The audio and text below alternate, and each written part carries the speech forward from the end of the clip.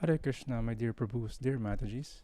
Good morning and thank you for joining our Sunday Love Feast, the Sunday Spiritual Recharge. And we are having a Bhagavad Gita as it is class. And very exciting to. Kasi kapag di ka nakinig, magagalit ako. Of course, napakaganda ng title natin for today. We are trying to get our act together. But of course, I would like to welcome nating mga Prabhus and Matajis. Aika, Hare Krishna. Ron, Prabhu, Hare Krishna. Tina Mataji, Hare Krishna. Si iPhone PH, Hare Krishna. Makoy Prabhu, Hare Krishna. Carla, Hare Krishna. Sergey, Hare Krishna. Veronica, Hare Krishna. Rolly Prabhu, Paolo Prabhu, and Kishori Radha Mataji, Hare Krishna. And of course, I would like to greet our Matajis. If you're an actual mother or you are a woman, happy Mother's Day. You know the drill. We should always be in the right mood, in the mode of humility and the mode of request in approaching our study sa ating Bhagavad Gita. So join me as we recite the invocation mantras. Om Jnana Timirandasya Jananjana Salakaya Chakshurunmilitam Yena Tashmai Shri Gurave Namaha. Nama Om Vishnupadaya Krishna Preshtaya Bhutale Srimate Bhaktivedanta Swami Niti Namine. Namaste Sarasvati Devi Gauravani Pacharine Nirvisesha Sunyavadi Paschatya Desatarine Vancha Kalpataruvyacha Kripa Sindhuvya Evacha Patita Nam Pavanevyo Vaishnanevyo Namo Namaha. Jai Shri Krishna Chaitanya Prabhu Nityananda Shri Advaita Gadadhara Shrivashade Gaura Bhakta Brinda. Everyone, Hare Krishna, Krishna Krishna, Hare Hare, Hare Rama, Rama Rama, Hare Hare. Om Namo Bhagavate Vasudevaya. Om Namo Bhagavate Vasudevaya. Om Namo Bhagavate Vasudevaya. So welcome sa ating Bhagavad Gita as it is class. I'm your servant Radha Charandas and we are in the topic ng getting your act together, anger management. So sino muna dito yung naka-experience na magalit? You can type yes. Or you can raise your hands. You can type yes or raise your hands. Always daw. Yan yung sabi nga nila, mahilig pumato sa lahat na lang, mapagpatol. Okay. So yan. Para tayo mga support group ng mga anger management dito ngayon. Kaya pala nandito kayo. #patola. So, before we move on, yes, I'm trying to serve and out na raw si Sir J. I'm trying to serve to facilitate this study. It doesn't mean that I am free from anger. I also is a student, still a student on how to control the urge of anger, the actions of anger. But I'm begging for the blessings of everyone that I could at least say something beneficial for everyone, listening, watching, and also for myself. So let's read something from the Bhagavad Gita, chapter 16, verse 21. So if you have yours, Bhagavad Gita, but I'll show you something in the slides as well.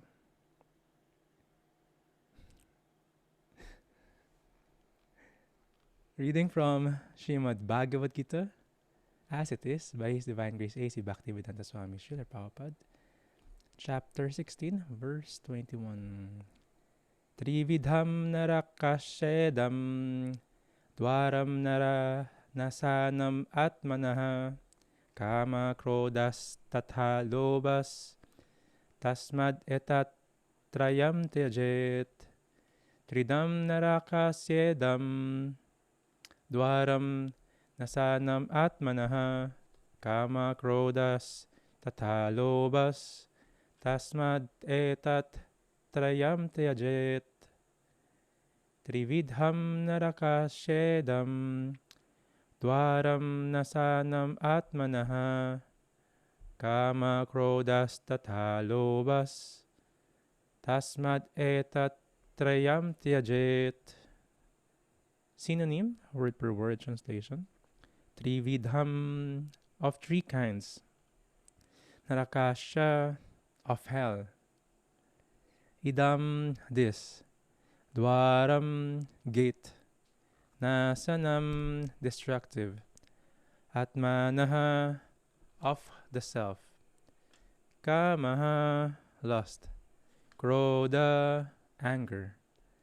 Tatha, as well as. Lobaha, greed. Tasmat, therefore. Etat, these. Trayam, three. Tyajet, one must give up. Translation and purport by His Divine Grace, A.C. Bhaktivedanta Swami, Srila Prabhupada. Translation.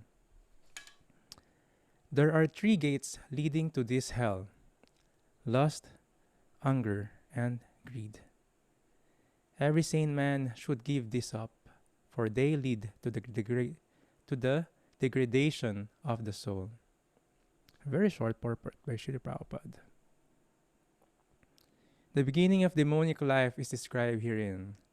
One tries to satisfy his lust, and when he cannot, anger and greed arise. A sane man who does not want to glide down to the species of demonic life must try to give up these three enemies, which can kill the self to such an extent that there will be no possibility of liberation from this material entanglement. Namo Vishwabadaya Krishna Prasthaya Bhutala Srimate Giridhari Swami. So this verse is very special kasi sabi nga dito, marami daw nakaka-resonate. And sobrang relatable to. Kasi I don't know a person na hindi naka-experience nito in some ways, in some grade ng anger and an experience. May mga different types of anger na parang hindi mo nakilala yung tao or hindi mo nakilala yung sarili mo. May types of anger na physically lumalabas siya kahit wala kang sinasabi. Nanginginig ka, diba? Parang pinapawisan ka, may hot flush of heat, diba, sa body mo. Iba-ibang type, iba-ibang experience. Diba? And parang ibang tao na yung nakaka-experience na to, bukod dun sa normal na sober self niya. So yes, lahat nag-agree na nakaka-experience ng anger. And the main question is, with these experiences, paano natin maintindihan and ano yung dapat natin gawin? So we have guide questions actually. So these are the guide questions for today. So dito ikot yung discussions natin. What are the consequences of uncontrolled anger? How do you deal with an angry person or angry self? Ikaw mismo. And lastly, how to use anger. So pwede pala siyang gamitin. Pero pupuntahan natin yan isa-isa. I will ask you to also answer some of your your answers. Pero sagutin muna natin saan ba galing yung anger. This is coming from the verse 2.62. Diyato visayam pumsat sanggat tayo supajayate. Sanggat sanjayate kama kamat krodo bijayate. Krodo is anger. 2.63 ng Bhagavad Gita. Krodat bhavati samuha samuhat smriti bibramaha. Smriti bramsat budina so budina sat pranasyate. So yes, kasama sa exam kasi namin palagi to kaya kabisado ko. When a person is contemplating on the object of the senses, and habang iniisip yun ang iniisip, it will lead him to attachment. And from that attachment, it will lead him to lust. Ang problema, kapag yung lust na yon is unfulfilled, anger arises. And from anger, complete delusion.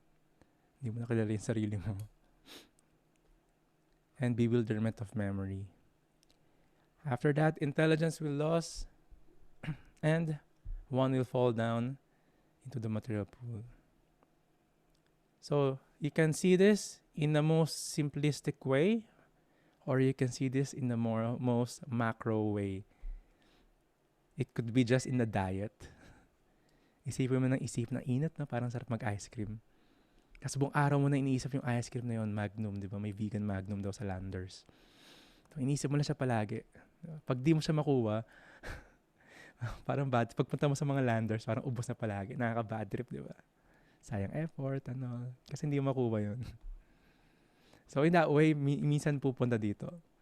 Pero pwede rin siyang in an attachment sa sexual activities. Kada contemplate, and which is sobrang hirap ngayon kasi everywhere, balisa effect daw, sabi ni Carla. Yes, kasi everywhere, people are bombarded with these figures, pictures, videos of object of senses, such as sexual desires. Diba? Pagpunta mo sa EDSA, lahat ng billboard, diba? Pati kalendaryo, pati commercial ng washing machine, commercial ng kotse, lahat object of sex desire. So people are always attached to this. It is actually their advertisement power, marketing strategy. So yes, attachment will be there, then loss. Then if di nakukuha ng tao yon, anger will arise. Just like, kapag may alagang aso, tas in heat season, di ba, balisa nga daw siya, yung aso. Or yung pusa, di ba, ang ingay niya, meow! So same, habang nandun yung lust, tas pag di nakukuha yun, anger arises. So different levels, different reasons. Pero yung anger will arise. So these are the guide questions. So gusto ko tanongin sa inyo if na-experience niyo na, sabi niyo yung anger, yung emotion, yung mood na anger. Ano yung mga consequences ng uncontrolled anger? Yung mga gulong pinasok nyo dahil nagalit kayo. Or, kung hindi naman kayo, kunyari third person, may isang tao, ano yung mga na-experience nyo because of this uncontrolled anger? Sige, nagka-type sila. Habang natin yung mga tina-type nila. You can type kahit maiksi lang. Hurting people? Paaway. Sa babae pa talaga nang galing yun.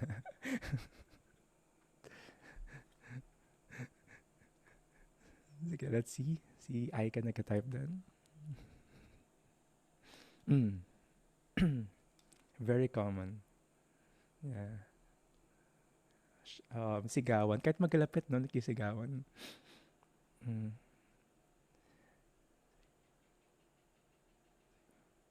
Sa iba. Na-project sa ibang tao na divert yung anger. Mahirap din yun, di ba? Divert mo sa ibang tao yung galit mo kasi hindi mo ma-project dun sa person. Uncontrolled urge to speak. Totoo yun. Ang daming sinasabi, di ba? Pag galit. Madalas, hindi nila meant talaga. Pero yung mga masasakit na salita, yan, will come out. Very sharp. Very,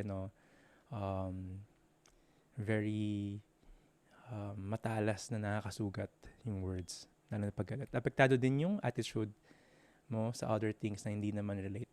Exactly. Bad trip yung araw mo, no? Bad trip. When I was younger, yung term namin, bad vibes. Bad trip naman to. Yeah, the tongue. Oh yeah, ang ganda yung almost same, di ba? Yung mga experiences. The urge to speak is uncontrolled.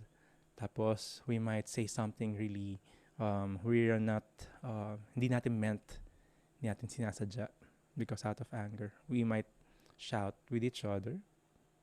Sabi nga nila, bakit nagsisigawan ay magkalapit naman? while that emotion is arising, yung hearts nila mas lumalayo. And yung attitude sa buong araw, parang sira na.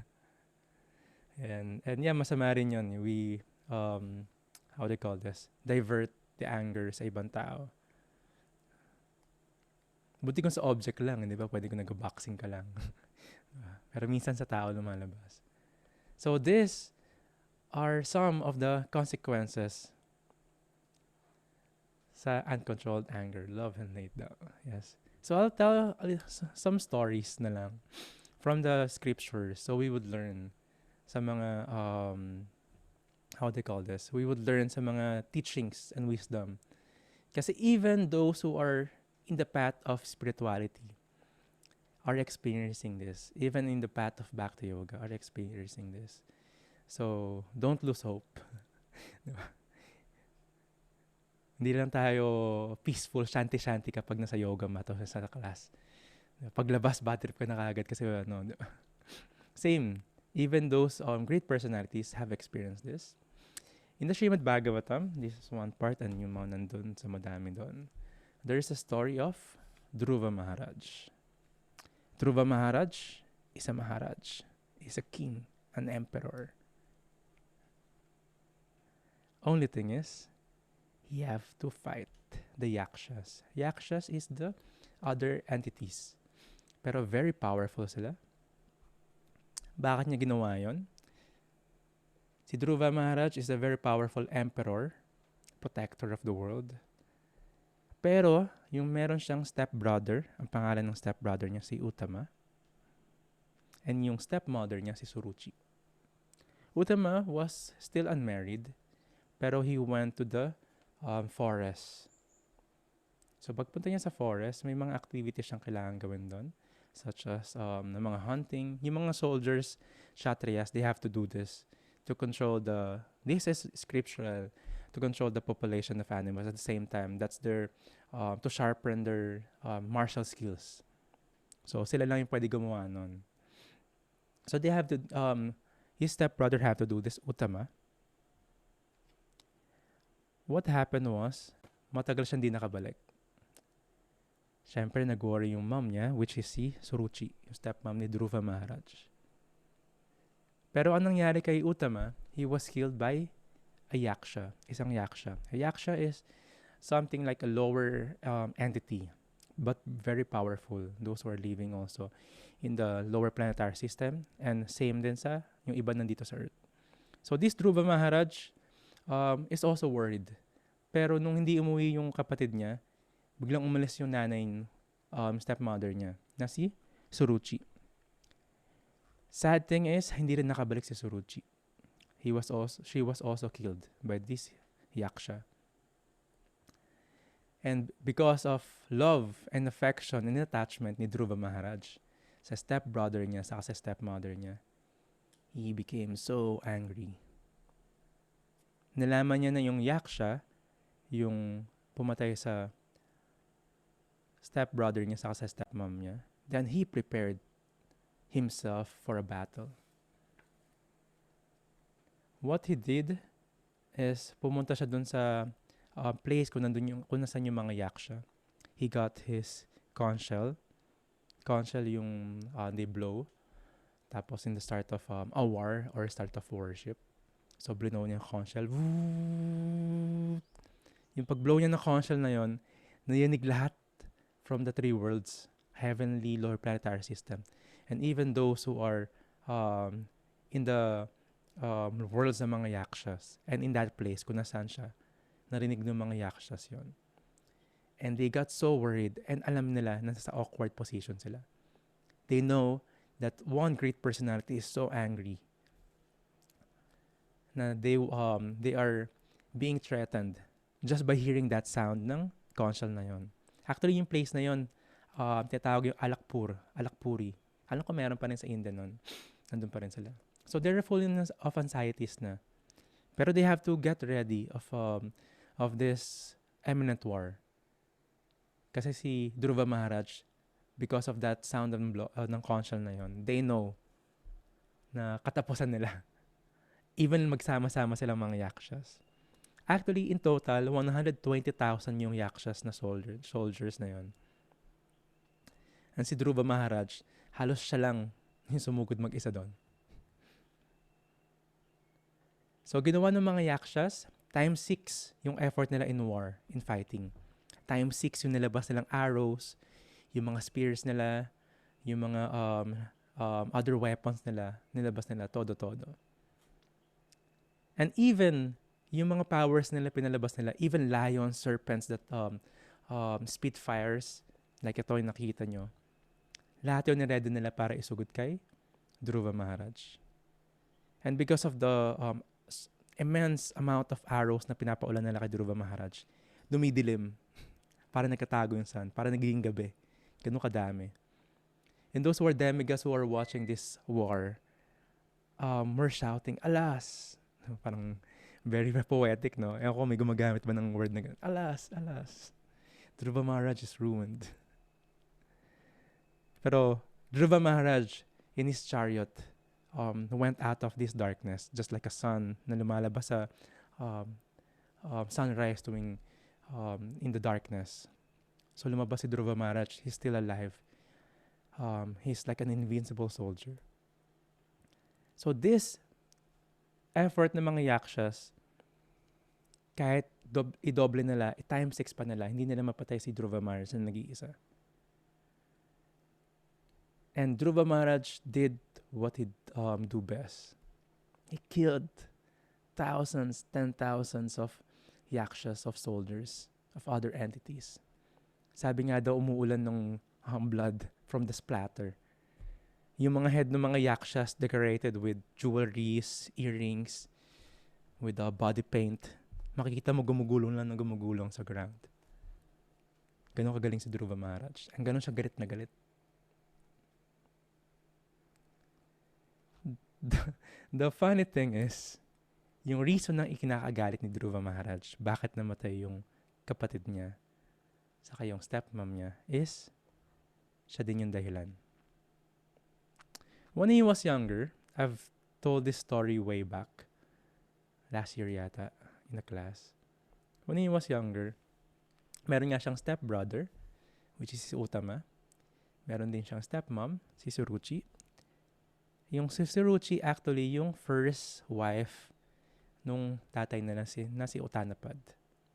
So naturally, ang favorite ni Utanapad, yung first son niya na si Utama. So para siya yung stepbrother, yung second. Ang nanay niya si Suniti. So ito yung history niyan. Si Utanapad, yung king niya, lagi niya kinakandong sa lap niya si Utama. The problem is, mga kids sila, gusto rin ni Druva Maharaja, kandongin din siya. Siyempre, dalawan naman yung lap ng dad niya, diba? Ako din, diba? Parang equal yung love mo sa amin. And at a young age, alam niya na they are stepbrothers and siya yung least favorite. But, the envious mom, si Suruchi, chastised Druva Maharaj. You can never sit down in the lap of Utanapad. You have to take birth in my womb bago ka makakandong sa lap ng ni Utanapad Maharaj, which is tatay rin naman talaga niya. Si Utanapad did not do anything kasi favorite niya si Suruchi.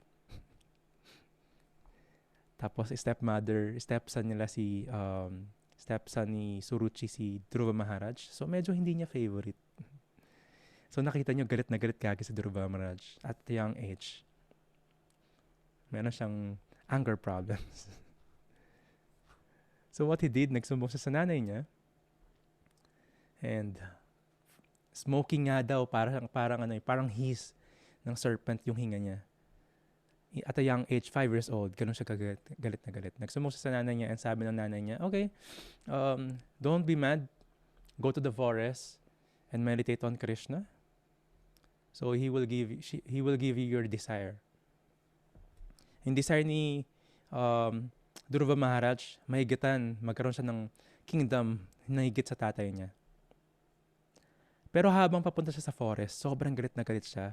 Kumukulo nga daw yung dugo niya, yung blood niya. Sobrang init ng ulo niya. At a young age, ganoon siya magalit.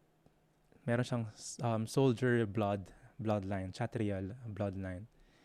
Pero habang papunta siya sa forest, alam mo yung iniisip niya. Gusto niya mamatay yung kapatid niya and yung stepmom niya. Isipin niyo, 5 years old pa lang siya neto. And out of anger, ganun yung minimeditate niya. Then, after some time, he met his guru. Tinuruan siya ng mantra, Om Namo Bhagavate Vasudevaya. And he perfected yung yoga practice until he met Krishna. He became a pure devotee. The plot twist ng story na to, yung nagalit siya, yung nag-desire siya, yung nag-wish siya na mamatay yung stepmom saka stepbrother niya. Hindi pa siya pure devotee nun. Galit na galit lang siya. Pero after niya maging pure devotee, after niya lumaki, naging close na siya dun sa kay Uttama, naging close na siya dun sa nanay niya. Doon nag-take effect yung dinesire niya. So ito yun. He perfected his yoga. Doon nag-take effect yung galit niya. Doon nagsimula. Minsan yung mga situation na napupuntahan natin, tayo rin yung cause. Ako hindi nga minsan, madalas. Tayo rin yung gumawa nun. Dinesire natin yon. Or in one way, tayo rin yung nag-provoke dun sa ibang tao. Or ganun yung attitude natin, kaya ganun yung treatment sa atin. There is the consequences ng mga uncontrolled anger. There's also one short story. Puro story tayo ngayon. Kasi everyday na lang puro philosophy tayo. One more story. There was this sage, ang pangalan niya si Durvasa.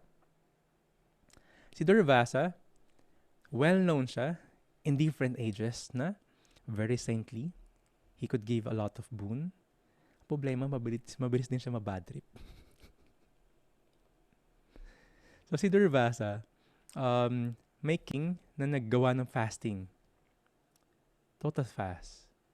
Pero sa fasting, in the scriptures, we have to break that fast in a certain time to take effect lahat ng fasting na ginagawa. In that fasting, they would meditate, especially this King Ambaris. A meditation is for the humanity, of course, for the love of Godhead. He wanted to make this fasting beneficial by breaking it on a certain time. Ang problema, si Durvasa Muni, dumating siya sa time where Ambaris Maharaj have to break that fast.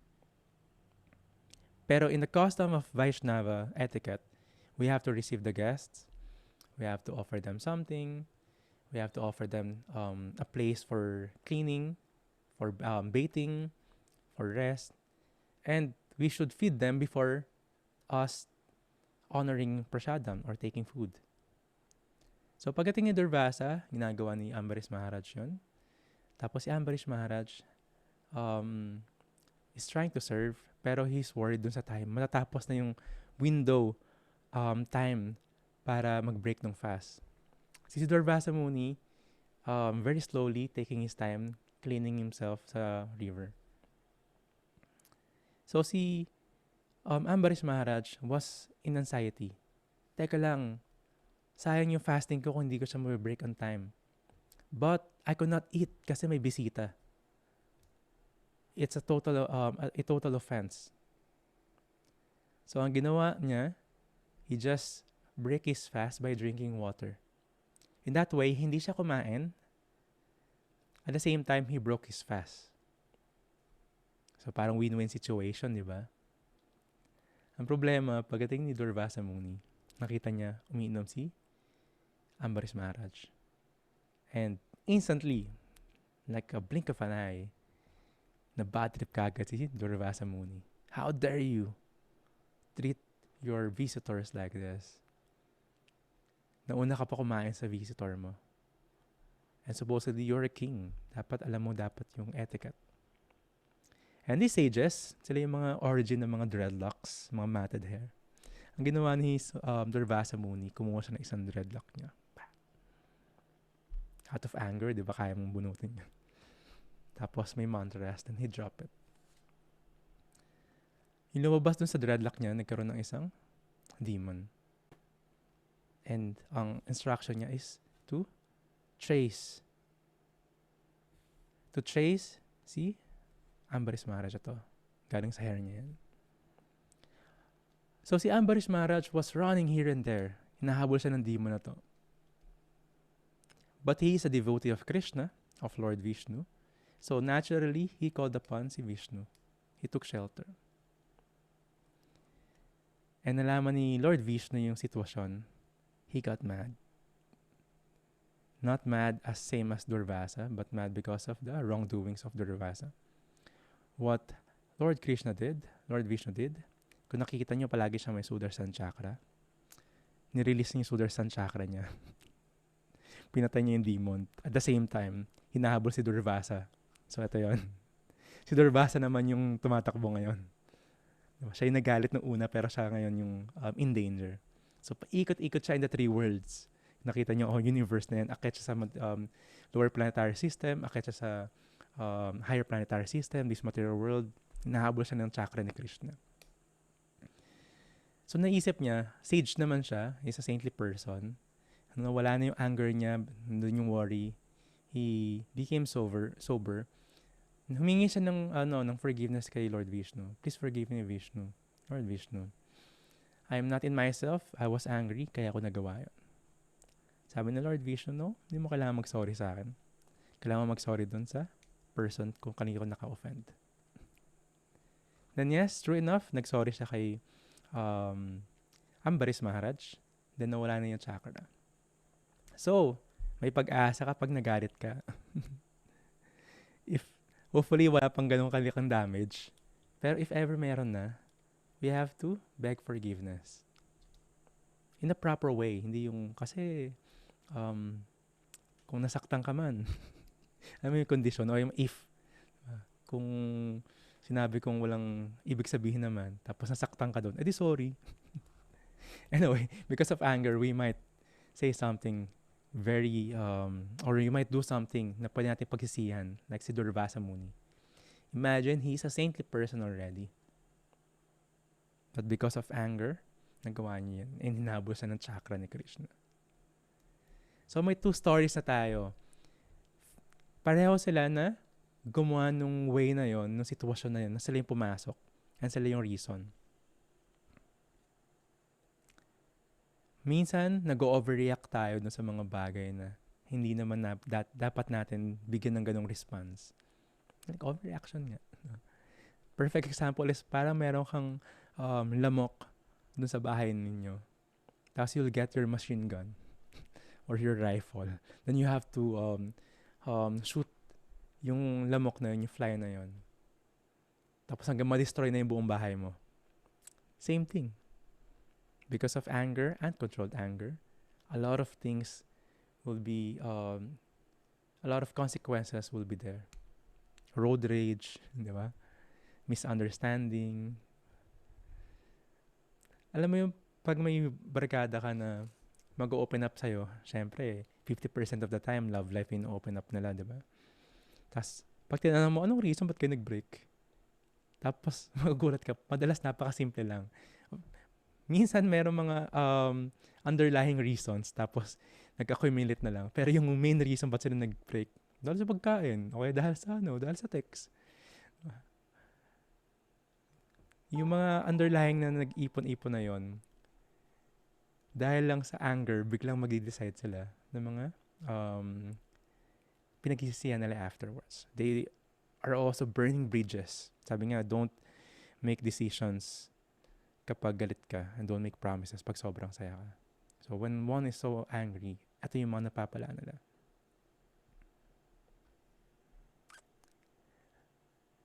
So another question sa atin, anong gagawin natin if one is how to deal with angry person or angry self natin? What do you do? Sige, you can type, please. Kahit one word lang. What do you do kapag bad trip ka or may bad trip na tao? You can type your answers. Sobrang devoted to si ano. Gustong-gusto ko yun. Si Levi. Minsan ganun eh. Madalas nga nakakahawa yung bad trip ng ibang tao, di ba? Nakakainis din. Hindi ka naman nagagalit. Tawag sa kaibigan tapos magkatanong, mali ba ako magalit? Well, at least meron kang call a friend. Di ba? I'll let them be. Give them space. So, kapag may galit, hindi mo sasabayan. Maganda yan. And if you are the one feeling it or dealing with someone angry, you isolate yourself. Yes, space and time para hindi na lumala. Kasi alam mo, baka may masabi ka or baka may masabi sila or baka patulan mo. Diba? Patola nga daw. Tatakbo. Exercise. Yeah. Maganda rin yun. Diba? Yung iba, they do box pag bad trip sila. Workout. In-release nila in the right way or dinadivert nila sa bagay, which is not bad. I try to catch myself in the moment of extreme emotion para hindi agad mag-react. Ma-process ko muna na maayos. Yes. That reaction, that moment before we respond is very important. Bago mo maisip na bunutin yung buhok mo para mag-release ng demon, bago ka mag-release ng war, papag-isipan mo muna, teka lang, I'm this emotion, parang hindi ako to, parang nagagalit lang ako. I'm being driven by the emotion of anger. Matutulog sa hotel, magastos to ah. Magastos na magalit si ano. Pause, super pause. Maganda yung kay Shea. Super pause, yes. We have to respect that. So, sobrang importante to and we have to acknowledge, iba-iba rin tayo ng style, how to deal with angry person or angry self. Iba-iba, minsan effective to, pero parang ngayon ayaw. What to do? Diba? Saan mo i-release yung anger na yun? So, syempre, may isang story uli ako sa inyo. This is, mind you, magkakaroon tayo ng Krishna Katha series. It is a storytelling ng stories, pastimes ni Krishna. So, ito yung poster natin. This is the biological release mo kay Radha Charan. Ganun din ako kay Nabadip, nire-release ko rin sa kanya. Yeah. So, yes, back to sa story na to. This is Devaki and Vasudev. Kaya tinatawag si Krishna na Vasudev is tatay niya si Vasudev. Nagbago lang yung bar doon sa vowel. First vowel, Vasudev. So, after ng wedding nila, si Devaki, saka si Vasudev, ang wedding chariot nila, ang nag-drive doon yung kapatid ni Devaki, which is si Kamsa. So, kung meron kang Krishna book, nasa umpisang-umpisa to, habang nag-drive si Kamsa, para nag-drive niya yung bagong kasal. Very festive, di ba? Tapos nakabihis nga rin si Kamsa. Meron siyang narinig na boses. You fool! Hindi mo ba alam na yung pinag-drive mo? Yung 8th son nila, siya yung papatay sa'yo. Sige nga, sino yung mga kahula kung sino yung nagkasalita na yun? May nag-voice over. Sino yung voice over na yun? So, si Kamsa, hearing this, and nakakita siya ng mga bad omen. Yung mga bad omen, yung mga pangitain. Diba? Meteor shower, eclipse, lindol. So, pag nag-meteor shower, saka nag-eclipse, huwag kayong tuwan-tuwa manood sa mga inauspicious yun. Bad omen yun. So, nakikita ni Kamsa yun. Sabi niya, totoo nga to. And what he did, sobrang galit niya and he wanted to protect and may anxiety rin siya. Naghalo-halo na. He drew his sword and he grabbed yung buhok ng kapatid niya na si Devaki. Imagine, bagong kasal sila in front of many people in a royal festivity, in front ng bago niyang brother-in-law. Pupugutan niya ng ulo yung kapatid niya because may narinig siyang boses na yung 8th son nila yung papatay sa kanya. But, because of this, nakita ni Vasudev yung sitwasyon. So si Vasudev is trying to talk kay Kamsa. Almost sober person. Medyo flowery words, diba? Pero alam niyang galit kasi si Vasudev. If you do this, masisira yung fame mo. You'll become you'll experience the infamy. You will kill your sister, a woman, in front of them. At the same time, sa kasal pa niya, a very important celebration and ceremony. You are known as a great soldier, and you know the knowledge that this body is temporary. So, may preaching na nangyayari. This body is temporary. Only the body dies, the soul will remain. And after this, the soul will take birth again. Natatakot ka ba sa death? So with this, ang daming sinasabi ni Vasudev actually. Ang dami pa nga niyang analogy na binigay. From the body turns into dust and babalik siya sa elements. Earth, wind, fire, water, and ether. So binibigay niya yung philosophical understanding. Binibigay niya yung knowledge, which is alam din ni Kamsa. Kasi bad trip siya na wala nga yung memory niya at intelligence niya. Pero nakita ni Vasudev na hindi effective. Parang ano pa rin itutuloy pa rin ni Kamsa. Ang ginawa ni Vasudev, nakipag-negotiate na lang siya. Okay then. Voluntarily, we will give all our sons to you to examine. If you want, you can kill them. But don't kill Devaki now. Because people will see you as an enemy. And the kingdom, kung yung gusto niya maging kingdom, actually gusto maging emperor ni Kamsa, mawawala ng effect yon. Hindi na mapupunta doon dahil you will kill your sister in front of them.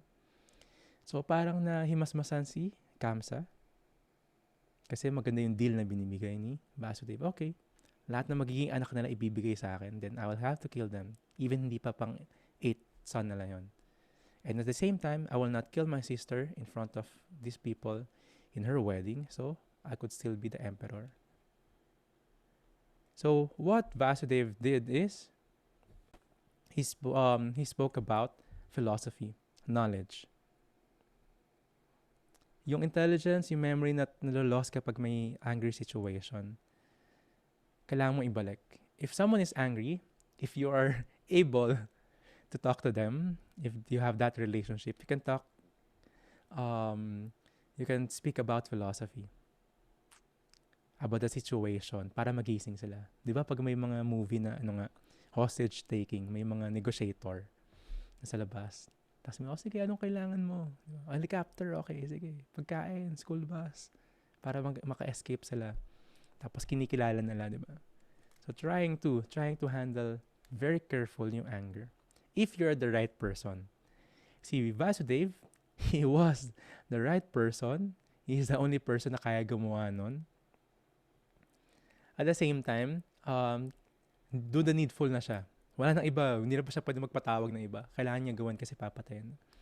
So he handled it very nicely and giving the philosophy. So paano pag tayo yung nagagalit?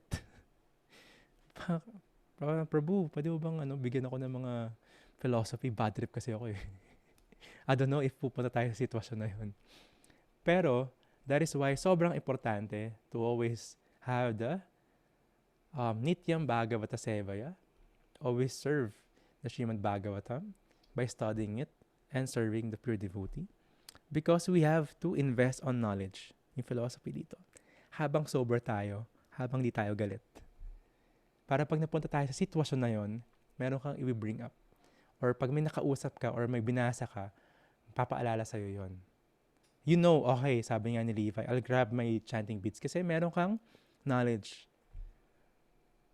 Kesa yung bad trip ka, tas doon ka pala magbabasa. magsimula mag-aral. So, mahirap yon. Kumbaga, pag may sakit ka na, hindi mo na pwede i-take yung preventive drugs. Kailangan mo na i-take yung cure mismo. Pero if you have preventive drugs, so, of course, it's better than cure. So, we have to have this strong foundation. One thing is, you talk to someone, very trusted people around you or your circle of friends or your mentor na kayang mag-take nung pag-release mo. Hindi mo naman ibubuhos sa kanya, di ba? Para lang pressure cooker yan. Diba? Meron siyang parang nag-whistle, may nag-release nung sobrang pressure. Kasi pag hindi, sabog ka or hindi mo mabubuksan. Pagbukas mo sa sabog yung pressure cooker. Same thing. We have to have this people around us that could listen. And we should listen to them. Minsan nag-release tayo tapos they will give us the philosophy. This is a two-way. So, for one to be able to handle this, to deal with this, kailangan may foundation na siya and he has this person na pwedeng magbigay ng relationship. Yan. Si Nabodip nga daw. Siya yung buhusan ng releasean ng pressure. Bida ka Nabodip sa mga ganito call a friend ka. So, that's one important thing. So, eto na yung mga what happened, tas how to deal with. And another question natin doon sa guide is how to use anger. Kasi hindi naman natin kailangan ihinto yung anger. We have to divert it nga. We have to spiritualize anger. One last story to end yung ating session today. Si Narada Muni, siya rin yung bumubulong kay Kamsa. He's a transcendental spaceman. He travels in different places, in different times. He can go to upper planetary system, lower planetary system. And in different yugas. Diba? Dala lang niya yung vina niya, chanting, doing kirtan. He's also spiritual master ng mga different personalities. Just like si Druva Maharaja, si Prahlad Maharaj. Yeah. Even si Vyasadeva. So, yeah. So, the analogy, the scriptural evidence of having a living guru is there. So, even all the scriptural personalities. So, si Durvasa Muni, meron din siyang naging disciple na serpent, snake. And this snake, since nga gusto niya magbagong buhay, ayaw na niya maging snake, pero nasa snake body pa siya. What happened was, kailangan matanggal yung kanyang fangs, which kung saan yung ngipin na nagbibigay ng poison. The problem was, wala na siyang fangs. He is a fangless serpent. Yung mga tao sa village, pinagkitripan siya, hindi natakot sa kanya. Binabato-bato lang siya. Diba? Hindi siya pinapansin. Piniglalaroan lang siya. Kasi anong danger na kayang ibigay ng serpent, ng snake, kung wala na siyang venom. So what this snake did is, of course, he approaches teacher, Narada Muni. Sabi ni Narada Muni, I understand, I hear you, but I did not tell na hindi mo na pwedeng i-spread yung hood mo as if you will bite them. How to use the anger? You can use it in protecting oneself, much more protecting others, protecting devotees, even. We must tolerate minsan pa nga kapag meron tayong mga nare-receive na mga offense or other things. We must see it as our karma. Pero if this is being done sa mga devotees, we might and we should use this to protect them. Ganun din to kapag gagamitin mo sa defending yourself, di ba? Pag may magnanakaw sa inyo, hindi ka pwedeng pa-shanty-shanty lang dyan, no? Magnanakaw yun, hindi kailangan protectahan sarili mo. O kaya may mag-a-attack sa'yo. You have to use this anger. The biggest question is, are you using the anger or the anger is using you? In the Nectar of Instructions, it was mentioned, Vacho Vegam, Manasa Kroda Vegam. Kroda is the action of anger. A person who can tolerate the urge to speak, the mind's demand, and the action of anger. Yung action of anger is very important. You could be feeling this anger, but if you have the knowledge, pwede mo siyang i-divert in a nice way, passionately. Pwede mo gawing art, pwede mo gawing music, pwedeng i-workout mo. Diba? You can talk sa ibang tao, or you can even speak to that person very mild and gentle, even galit ka, because you can use your words and you can control the actions of anger. Pero hindi mawawala yon. It's there. The only thing is how to control it and how not to be controlled by anger.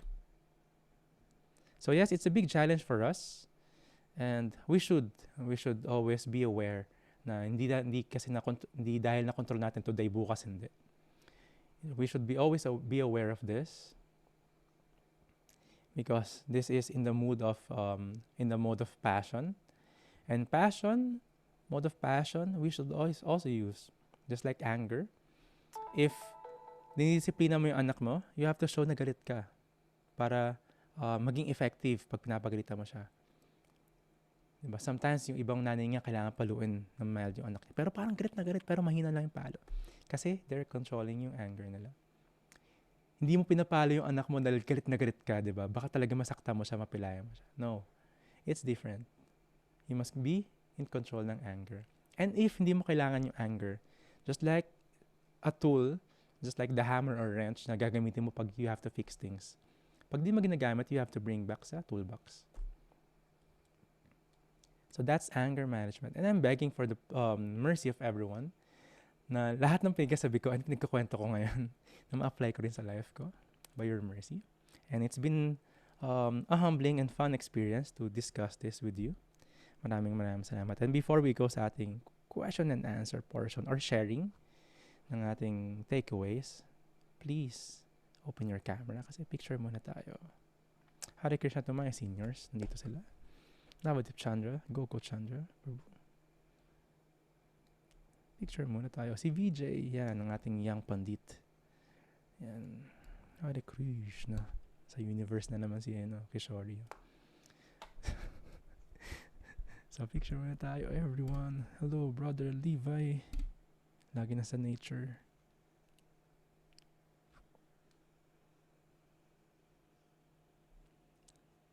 Thank you very much for joining, and count of 3 eyes in the camera, and 1, 2, 3. One more, 1, 2, 3. I am always humbled and honored being with you, having your association in your presence. Maraming salamat.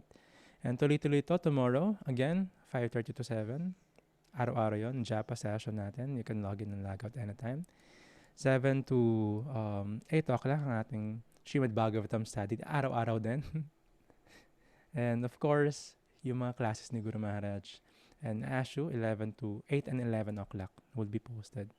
And bukas is, ano ba bukas? Monday. Meron tayong Prashadam class. So please join. Same room, same time. 7 o'clock p.m. Prashadam. Thank you very much. Please be careful. Please be vigilant. And be safe. Be Krishna conscious. Hare Krishna. And this is Scarlett. Nakita ko si Reiki. Mga alaga nila, diba? So if you have questions, we have few minutes to discuss it, or if you have sharing. If not, walang problema. Thank you very much, Oliver, Carla, Shay, Ron, Prabhu, Aika, Hare Krishna, si iPhone PH, si Makoy Prabhu, yan, si Tag Life na Nabadip Chandra Prabhu, Levi Prabhu, Hare Krishna, Kishore Radha, Rolly Prabhu, Paulo, Sir J, Riza Mataji, Milk, Goko Chandra Prabhu, Kanay Krishna, Prabhu, Christina, Tina, Hare Krishna, Vijay, Hare Krishna, Veronica, Hare Krishna, mukhang nasa site ka pa. Hare Krishna. Thank you very much, and Happy Mother's Day sa ating mga Matajis. Haribol. High five. So don't be mad.